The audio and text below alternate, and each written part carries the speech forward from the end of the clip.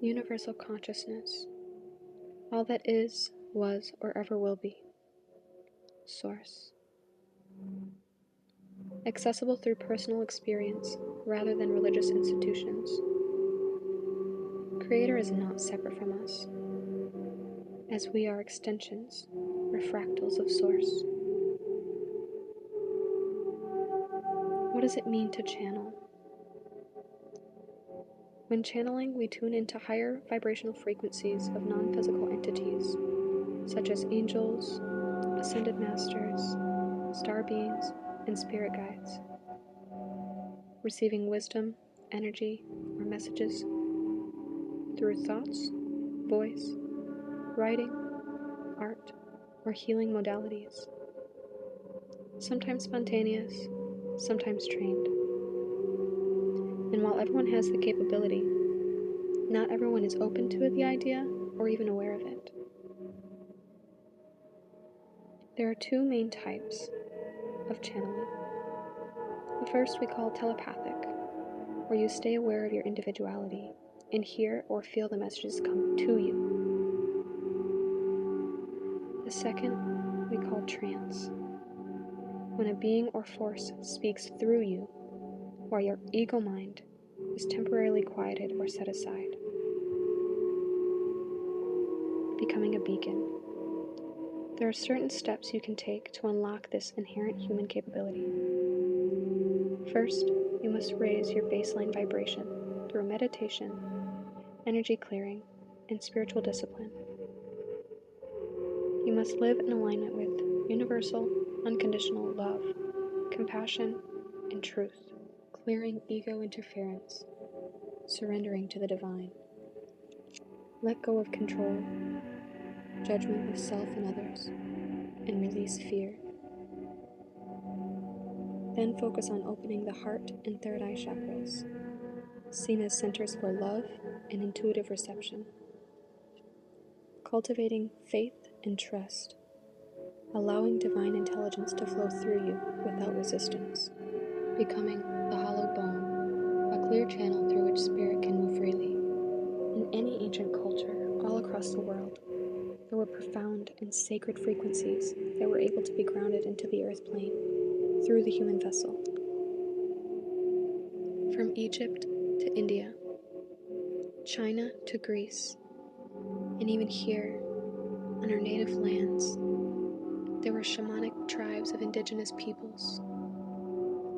Through all these varying systems, cultures, and beliefs, there tend to be a very, very big overlap in intention, seeking harmony with the universe, inner balance, and healing, though each expresses this through unique cosmology and practices. Though I believe in my heart that the Veda and the great rishis of ancient India spoke truth, it is my viewpoint that those who cognize these sacred texts, in actuality, were channeling these frequencies straight from the unified field, as they transcended and were able to regain access to the unbounded intelligence of pure consciousness. My personal viewpoint is simply that these beings had expanded their own level of awareness enough to be able to tap in and channel these particular frequencies in order to help the rest of the collective begin to ascend once more. For it is through these holy and sacred vessels that the seed of life is able to sprout and spread among the earth, through the collective, and all of creation. The Egyptians believed in Ma'at, universal order, truth, and balance. Spirituality revolved around the afterlife, transformation of the soul, and divine harmony. Sacred vowels, used in temple rituals, often associated with different energy centers. Sistrum and chanting used to invoke deities like Hathor and Isis. In ancient India, the emphasis was on the eternal self, Atman, unity with Brahman, universal consciousness, karma, dharma, and moksha, liberation, with a special connection to the frequency Om, a primordial sound considered to be the vibration of the universe, as well as chakra tones, a belief that each chakra is associated with a seed mantra. In ancient China, Taoism emphasizes harmony with the Tao, the way, naturalness, and immortality through inner alchemy, focusing primarily on 6 healing sounds, specific syllables linked to organs and emotions, qigong tones used for balancing qi or life force, while gongs and singing bowls emit overtones for meditation and healing. In ancient Greece, it is believed that the soul is immortal, and harmony is found through proportion, number, and music. Pythagoras taught the music of the spheres, or celestial harmonies. Pythagorean tuning is a mathematical ratio thought to align the soul with cosmic order. Within the Gnostic traditions, emphasis is on divine light within, sacred knowledge or gnosis, and spiritual resurrection, as well as connection to logos, divine word or sound. Using Gregorian chants, a monophonic meditative frequency with healing and spiritual resonance, and it is believed the solfeggio frequencies were actually embedded into ancient biblical hymns. In Tibetan Buddhism, the focus is on enlightenment, compassion, transmutation of suffering, and subtle energy bodies. Using mantras, or vibrational syllables that embody spiritual forces, singing bowls would produce harmonic frequencies used in healing and meditation, and overtone chanting used to dissolve ego and purify energies. While in Sumerian or Mesopotamian culture, they found their connection to God through ritual, divination, and sacred geometry, with a special emphasis on celestial order and cosmic rhythm.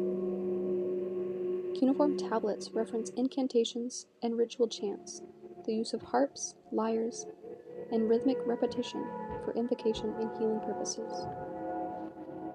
Within indigenous shamanic traditions, the focus was primarily on animism, the belief that everything has spirit and the world is interconnected, an emphasis on healing, dreamwork, and soul retrieval.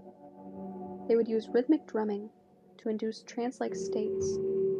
Healing songs would be sung by shamans, icaros, during ayahuasca ceremonies, and chants and throat singing would be used to connect with spirit realms. The ancient Celts also believed in animism and sacred nature, believing that everything is alive and imbued with spirit, Awen. Groves were sacred spaces, no temples, as nature was their temple.